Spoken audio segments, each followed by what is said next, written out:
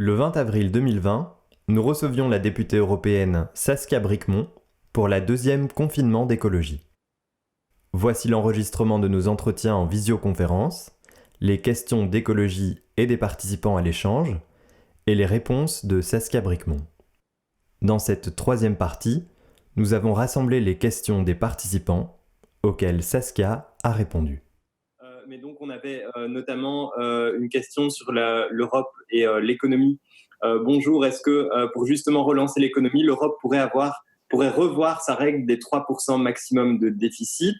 Alors on avait aussi une question sur un référendum pour la solidarité et la transition écologique. Pourquoi ne pas prévoir un grand référendum à l'échelle européenne sur un nouveau pacte entre États et citoyens qui serait basé sur la solidarité et la transition écologique? Donc ça, c'est des questions qui avaient été posées en tout début d'entretien. Alors, il y avait aussi par la suite, donc quand on avait parlé de l'accueil, il y avait une réaction d'Antoine qui disait « Je suis entièrement d'accord avec la répartition des réfugiés entre les différents États membres. Seulement, la difficulté vient du fait que ce type de décision doit être pris à l'unanimité, ce qui donne à certains pays, la Hongrie notamment, un pouvoir de veto. Comment dépasser cet obstacle ?» Alors, on avait repris une question de Maxime, mais qu'il y en avait aussi une deuxième sur c'était en tant qu'écologiste, a-t-on vraiment intérêt à faire partie d'un marché unique? Au regard de la différence des économies qui composent le marché unique, le retour à une certaine souveraineté économique à l'échelon national ne serait-il pas plus approprié à mener des politiques écologistes ambitieuses dans des territoires sur la bifurcation économique? Alors sur l'entretien ici quelque part aussi une remarque, question de Pierre qui était bonjour Saskia, bonjour à tous, fort intéressant, mais comment expliquer le fonctionnement du Parlement européen au grand public sur une chaîne parlementaire ou une chaîne du Sénat comme sur France 3? Alors on avait aussi une question de Delphine, comment relancer l'économie belge et européenne, quelles sont tes idées? On a aidé énormément les banques. Pourquoi ne pas lever des taxes sur les grosses fortunes? Notamment, Delphine dit, je lisais que Kruk voulait que les petits épargnants participent avec leurs économies à relancer l'économie. Est-ce qu'on aurait peut-être d'autres propositions? Voilà. Alors, une question de Nicolas. Hier, une lettre a été adressée à l'Union européenne, le Parlement, la Commission, le Conseil, par de grandes personnalités européennes. Ingrid Betancourt, Françoise Tulkens, le commissaire aux droits humains du Conseil de l'Europe, etc., qui proposaient une amnistie des personnes détenues, en tout cas des plus fragiles. La situation dans les prisons est catastrophique. Il est donc demandé à l'Union européenne d'organiser une amnistie commune. Qu'en penses-tu? Et la dernière question, le développement... Ah non, il y avait encore deux questions. Le développement doit être accompagné de l'annulation de la dette des pays en développement qui ont souvent déjà payé plusieurs fois les emprunts reçus. Et puis, je vois qu'on refait référence à une question posée plus haut sur une proposition de François Gemène. À vous citer ici, Stéphane.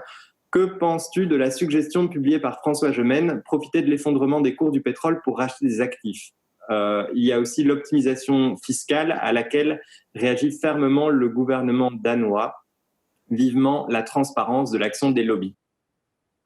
Alors, sur les 3% de déficit, donc oui, la réponse est 3 fois oui. Donc, on a toujours soutenu le fait qu'on doit pouvoir avoir des investissements dans toute une série de secteurs, dont les services publics et tous les secteurs liés à la transition écologique, sans que ça rentre dans la règle de déficit, donc le respect de la trajectoire des 3% maximum de déficit au sein des États membres. Donc, c'est toute la question de l'austérité et du fait que les États ont dû se conformer à des règles budgétaires européennes qui ont donné lieu à des choix de politique publique avec des gouvernements libéraux qui ont fait le choix de désinvestir dans les services publics avec les conséquences qu'on connaît aujourd'hui. Donc, je fais bref et je caricature un peu, mais on en est là quand même, de désinvestir dans les services publics, dans les soins de santé, dans la justice, dans d'autres secteurs, dans la recherche et développement, alors qu'on voit, en temps de crise particulièrement, que ce sont des secteurs clés dans lesquels on doit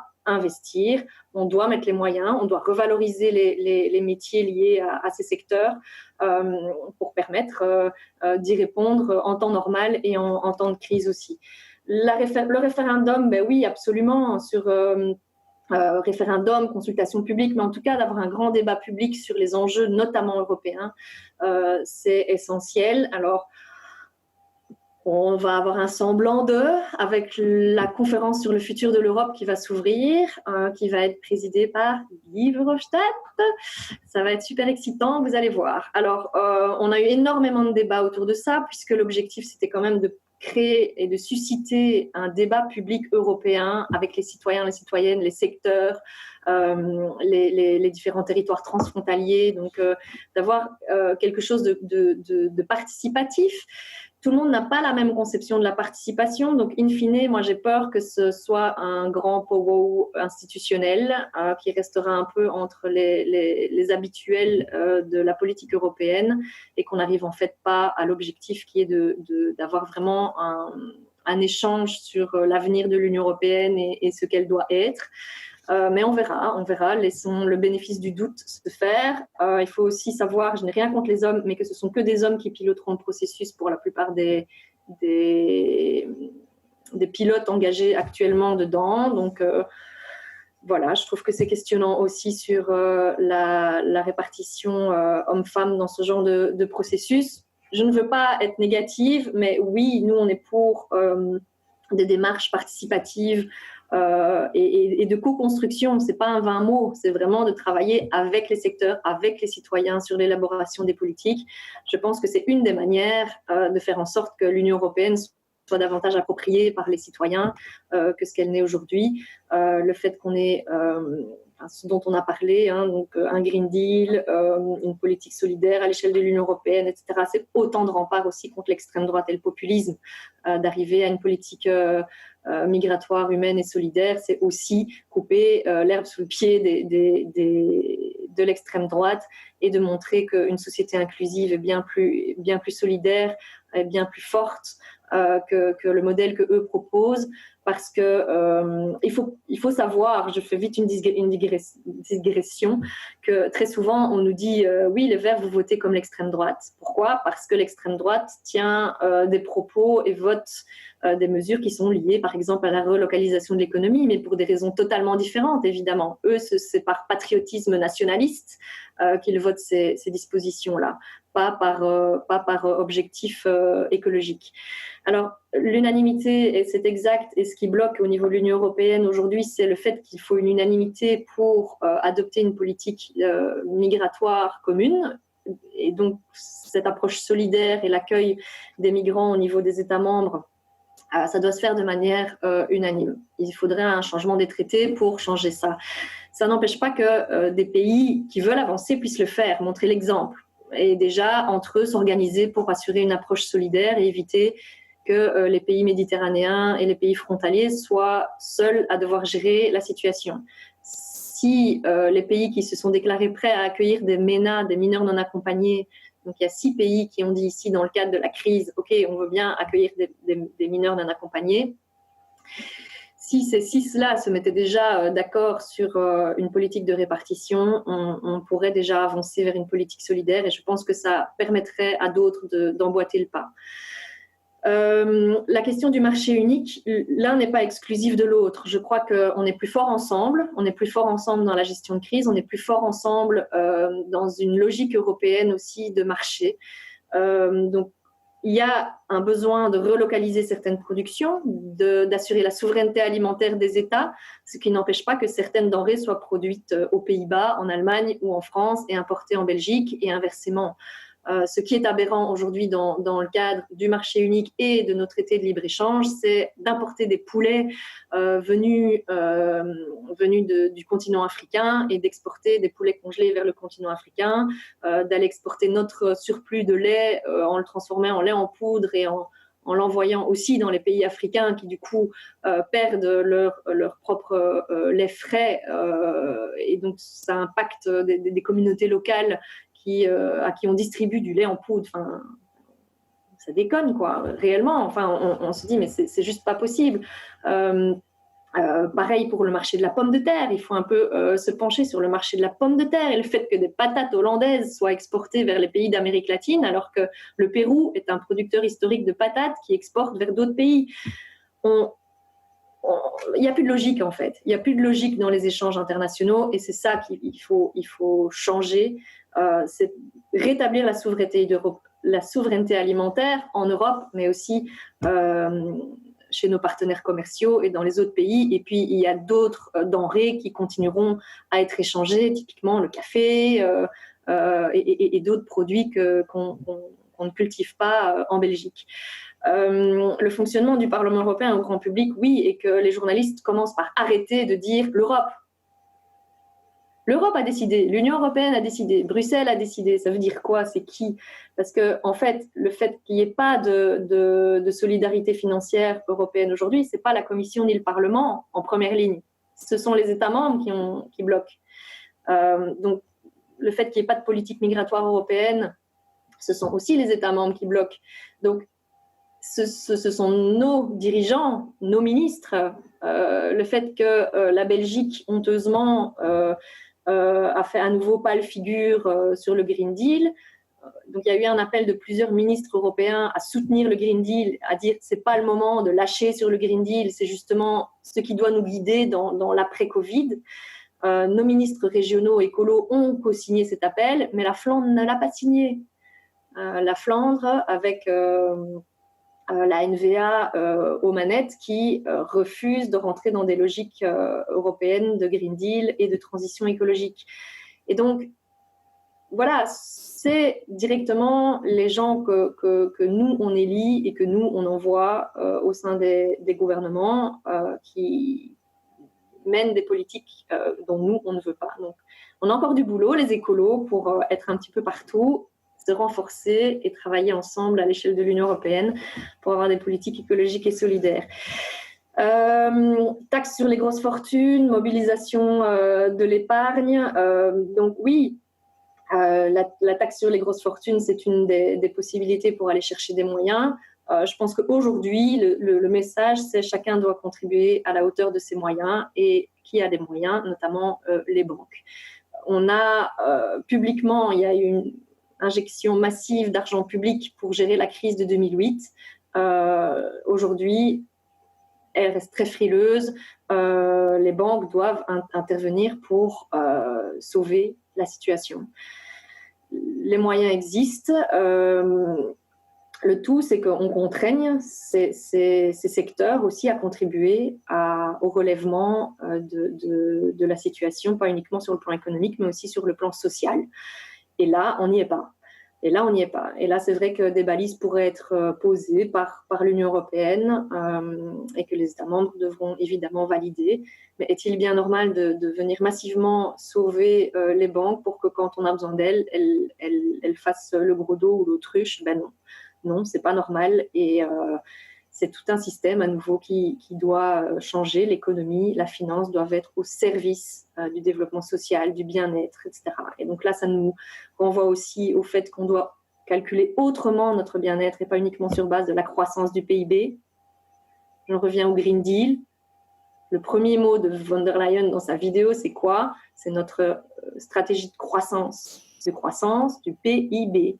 Est-ce que le PIB est un bon indicateur pour voir si on est en bonne santé, si on est épanoui, si on est bien dans notre peau, si on vit bien, si on est dans un état psychologique correct? Voilà, non, clairement non. Donc il faut ajouter toute une série d'indicateurs pour mesurer aussi le bien-être de la population, pour mesurer l'état de santé d'une population. C'est ça qui doit guider les politiques publiques et pas l'état du PIB uniquement. L'amnistie des détenus, j'ai vu cet appel. C'est tout à fait le sens du courrier que j'ai envoyé et avec la co-signature de plusieurs autres députés européens à la Commission européenne, parce que c'est pas le Parlement européen qui a la compétence directement. Malheureusement, on n'a pas le pouvoir législatif au Parlement européen. On peut proposer des choses, mais c'est la Commission européenne qui va vraiment déposer la proposition en premier. Proposition sur laquelle le Parlement va réagir et puis les États membres devront aussi valider ou amender la proposition. C'est de désengorger les prisons, c'est de libérer toutes les personnes qui sont détenues dans le contexte migratoire, parce que toute une série de personnes qui sont dans des situations de détention et qui n'ont pas à y être de manière générale, mais plus particulièrement en temps de crise, puisque les prisons sont des véritables incubateurs de virus. Et c'est dangereux pour les prisonniers, pour les détenus, pour les migrants en centre fermé, comme pour le personnel, qui est très souvent un peu oublié parce qu'on parle du personnel médical, etc. Mais le personnel des prisons a très peu de matériel de protection. On a vu même en Belgique qu'il y a eu des situations de rébellion au sein des prisons, de grève, mais parce que déjà l'état de nos prisons est catastrophique en temps normal. Les conditions sanitaires des prisons belges aussi est déplorable en temps normal. Alors, ajouter à ça une épidémie comme celle du Covid, c'est potentiellement la même problématique que celle qu'on vit aujourd'hui dans les homes. Et dans nos prisons belges, européennes, il y a toute une série de personnes qui n'ont pas à y être, des gens qui ont des problèmes de santé mentale, des jeunes qui ont commis des délits liés à la drogue et qui feraient mieux d'être chez leurs parents, chez leur maman qu'en prison actuellement, des gens qui sont en préventive au-delà de la limite légale dans certains pays et qui ne devraient pas y être non plus, des gens en fin de peine.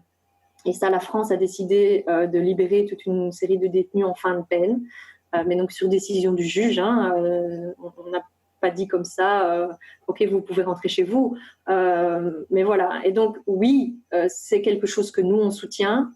C'est un appel qu'on a envoyé vers la Commission aussi. L'Union européenne n'a pas de compétences en tant que telle en matière de gestion des prisons et des détenus. Mais elle peut recommander des choses aux États membres, essayer de pousser pour que ça se fasse. Voilà. Alors, sans parler des demandeurs d'asile qui sont détenus. Simon Moutquin a signé une carte blanche aujourd'hui, le député fédéral qui s'occupe d'asile et de migration, en demandant la régularisation des sans-papiers, parce que ça leur permettrait de rentrer dans un système légal. Aujourd'hui, ils n'ont rien, ils sont totalement démunis, délaissés, et il n'y a que la solidarité chaude de terrain qui fonctionne pour eux. Et c'est pas normal que l'État délaisse toute une série de personnes en temps normal, et particulièrement en temps de crise, et que ça retombe sur des secteurs sociaux déjà très, très, très fort mobilisés aujourd'hui. L'annulation de la dette, oui.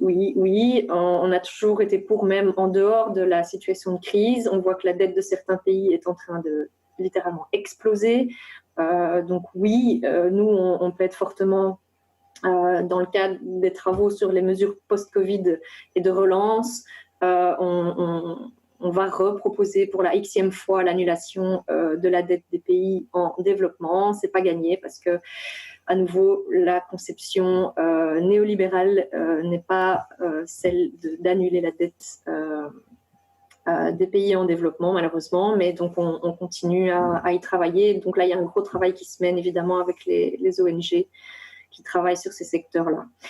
Voilà, je pense que j'ai plus ou moins brassé pas mal de questions. S'il y en a d'autres, je ne dis pas que je répondrai d'ici demain à toutes les questions, mais si je peux, je le ferai, c'est promis. Et en tout cas, voilà, c'est un exercice, je pense qu'il faut qu'on répète, parce que c'est vrai que les politiques européennes ne sont pas toujours à la une, et quand elles le sont, c'est souvent l'Europe va mal, l'Europe n'est pas solidaire, l'Europe ci, l'Europe là, alors qu'il y a quand même énormément de choses qui se font en Europe.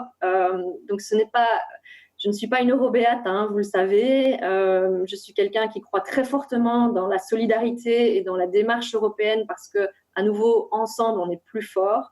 C'est une crise globale à laquelle on fait face, et donc c'est une réponse globale qu'on doit aussi apporter. Après,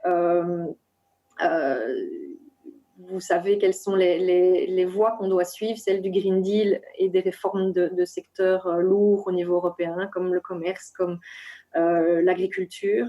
Ce sont des choses auxquelles on travaille très fortement en tant que groupe des Verts. L'influence est là, on arrive à influencer l'évolution des dossiers, pas assez vite, pas assez fort, mais il n'empêche qu'on a quand même 75 députés actifs, très actifs, et ça fait la différence avec les autres groupes politiques aussi, où ils n'ont pas la majorité de leur groupe qui est actif et très actif et qui est là pour défendre les dossiers. Donc, on peut être fiers. On peut être fiers de notre groupe des Verts. Ce sont tous des députés qui sont hyper investis dans leur matière et qui sont des travailleurs.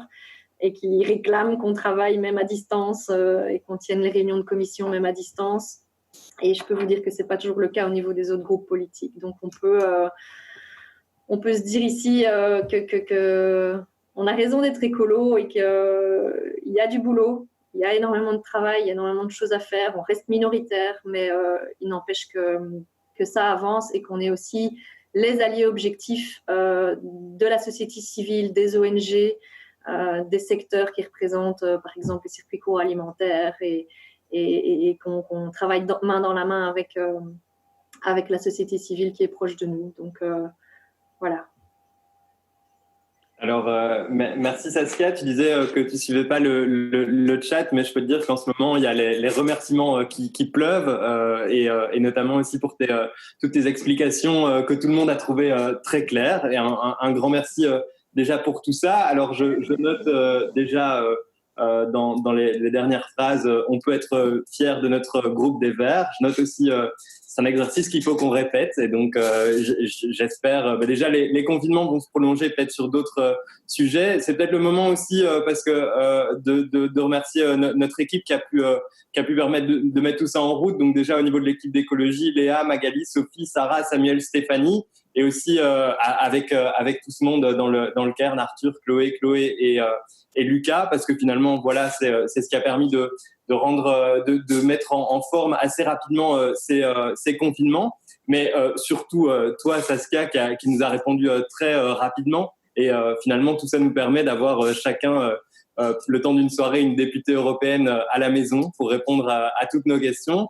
Par la suite, peut-être que les formats changeront quand on pourra à nouveau se déplacer, mais voilà, on note bien l'intérêt pour le sujet européen et le fait que c'est quand même pas un sujet facile, c'est un sujet très vaste et qui demande donc du temps et beaucoup d'explications.